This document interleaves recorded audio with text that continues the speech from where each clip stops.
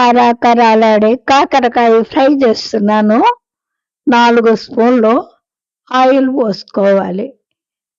ఎందుకంటే కాకరకాయకి ఆయిల్ ఎక్కువ ఉంటే బాగుంటుంది. ఎప్పుడు కదా కరకరలాడాలి కదా. ఆయిల్ మరిగిన తర్వాత కొద్దిగా ఆవాలు, జీలకర్ర మామూలన్నిట్లో వేసుకునే ప్రాసెసే.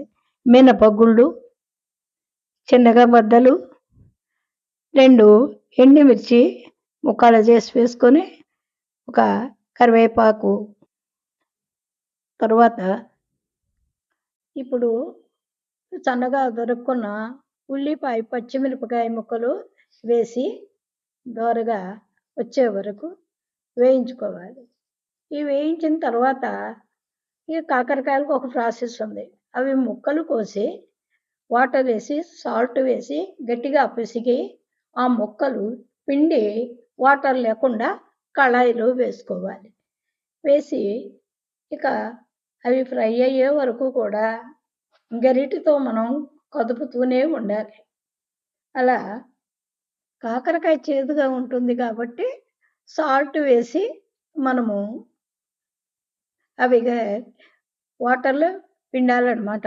తర్వాత కొంచెం మగ్గిన తర్వాత ఒక స్పూను పసుపు వేసుకొని కలయి తిప్పుకొని కొద్దిగా మగ్గనివ్వాలి. మూత పెట్టుకొని మగ్గనిచ్చి ఆ మగ్గిన తర్వాత ఒక పావు గంటకి మరలా చూడాలి. అది చూసి తీసి అందులో కొద్దిగా కారము, సాల్టు వేసుకోవాలి.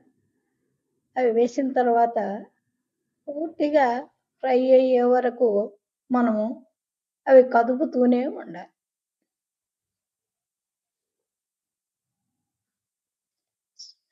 సాల్టు, కారం వేసిన తర్వాత కలయి తిప్పి ఒక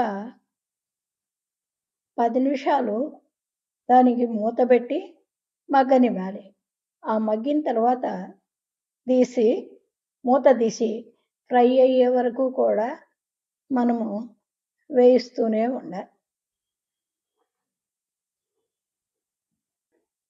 ఇలా వేయిస్తే కాకరకాయ ఫ్రై, కరకరలాడే కాకరకాయ చాలా బాగుంటుంది.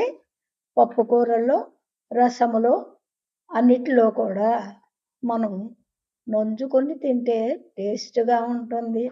కరకరలాడే కాకరకాయ కూర రెడీ.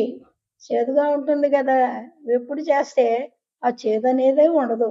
ఆరోగ్యానికి కూడా చాలా మంచిది కాకరకాయ.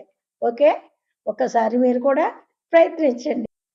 ఒక చిన్న విన్నపం, చూస్తున్నారు కానీ సబ్స్క్రైబ్ చేయటం లేదు.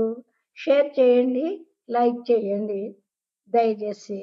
మరిన్ని వీడియోలు ఎన్నో చేస్తూ పెడుతూ ఉంటాం. Thank you.